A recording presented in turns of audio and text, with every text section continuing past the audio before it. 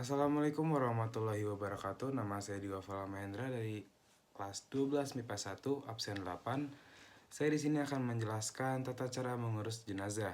Nah, sebelumnya ada 4 hal dalam tata cara mengurus jenazah, yaitu ada memandikan, mengafani, menyolatkan, dan menguburkan. Yang pertama ada memandikan jenazah. Nah, ada syarat-syaratnya nih buat mandiin jenazah. Yang pertama, jenazah itu harus orang Islam, apapun alirannya, mazhabnya, ras, suku, dan profesinya. Yang kedua, didapati tubuhnya walaupun hanya sedikit. Nah, yang berhak memandikan jenazah yaitu yang pertama, apabila jenazah itu laki-laki, maka yang memandikan hendaklah laki-laki pula. Perempuan tidak boleh memandikan jenazah laki-laki kecuali istri dan mahramnya. Nah, sebaliknya apabila jenazah itu perempuan, hendaklah dimandikan oleh perempuan. Laki-laki tidak boleh memandikan kecuali suami atau mahramnya. Lalu, apabila jenazah itu seorang istri, sementara suami dan mahramnya ada semua, suami lebih berhak untuk memandikan istrinya. Lalu, apabila jenazah itu seorang suami, sementara istri dan mahramnya ada semua, istri lebih berhak untuk memandikan suaminya. Nah, sekarang kita lanjut ke tata cara memandikan jenazah. Yang pertama, di tempatnya tertutup agar yang melihat hanya orang-orang yang memandikan dan yang mengurusnya saja. Lalu, mayat diletakkan di tempat yang tinggi, dipakaikan kain basahan seperti sarung agar auratnya tidak terbuka.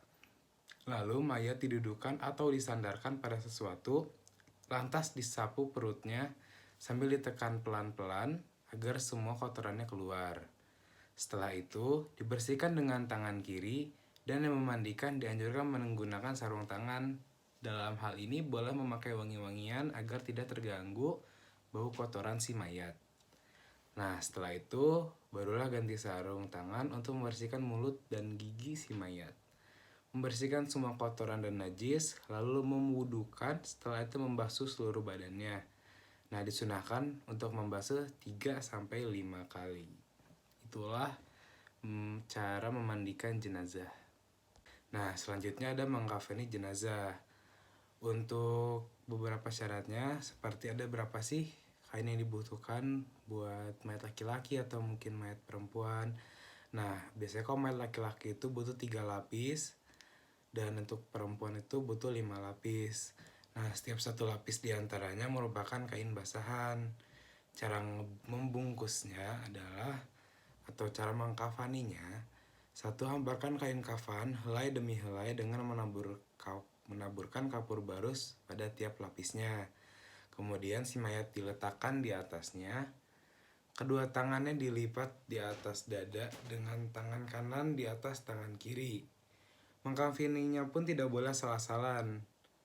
Apabila kalian mengkafani mayat saudara kalian, kafanilah sebaik-baiknya. Hadis riwayat Muslim dari Jabir Abdullah. Seperti itu. Lalu yang terakhir, menyolati jenazah. Nah, untuk bisa disolati, keadaan si mayat haruslah suci, baik badan, tempat, maupun kafan. Sudah dimandikan dan dikafani, jenazah sudah berada di depan orang yang menyolatkan atau sebelah kiblat. Nah, buat tata caranya, jenazah diletakkan di depan jamaah. Apabila mayat laki-laki, imam berdiri di dekat kepala jenazah. Apabila mayat perempuan, imam berdiri di dekat perut jenazah.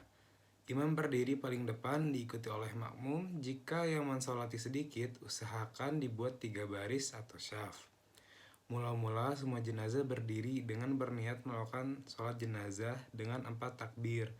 Niatnya yaitu usolli ala haza maiti arba'ata takbiratin fardul kifayati ma'amumma lisollihi ta'ala. Kemudian takbiratul ihram yang pertama, dan setelah takbir pertama itu selanjutnya membaca surat Al-Fatihah. Takbir yang kedua, dan setelah itu membaca salawat atas Nabi Muhammad SAW. Dan yang takbir ketiga kemudian membaca doa untuk jenazah. Nah, bacaan doa untuk jenazah adalah Allahumma ghafir lahu warhamhu wa'afihi wa'fu radhiyallahu anhu. Nah, lalu takbir yang keempat dilanjutkan dengan membaca doa sebagai berikut.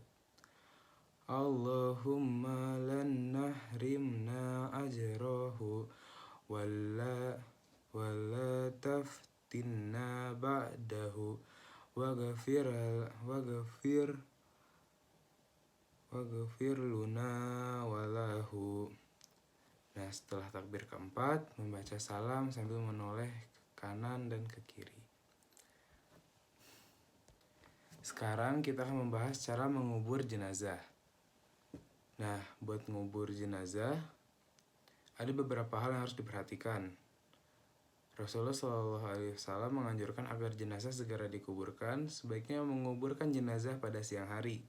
Anjuran meluaskan lubang kubur, boleh menguburkan 2-3 jenazah dalam satu liang kubur. Lalu ada baca meletakkan mayat dalam kubur, yaitu Bismillahi wa ala millati Rasulillah. Nah, sebelum dikubur, ahli waris atau keluarga hendaklah bersedia menjadi penjamin atau menyelesaikan atas hutang-hutang si mayat jika ada, baik dari harta yang ditinggalkan atau dari sumbangan keluarganya.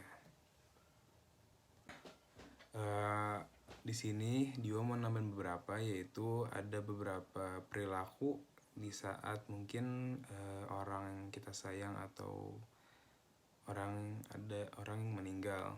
Pertama ada taziah atau melayat. Taziah atau melayat adalah dengan maksud menghibur atau memberi semangat dan untuk mengunjungi orang yang sedang tertimpa musibah kematian. Yang kedua ada ziarah kubur, yang artinya berkunjung ke kuburan dengan niat mendoakan orang yang sudah meninggal dan mengingat kematian. Dan yang terakhir yaitu menerapkan perilaku mulia. Ketika ada orang yang meninggal atau musibah lainnya, selayaknya kita harus memperlihatkan perilaku mulia. Mungkin segitu saja dari saya. Mohon maaf jika masih banyak kesalahan. Wabillahi taufiq wal hidayah. Wassalamualaikum warahmatullahi wabarakatuh.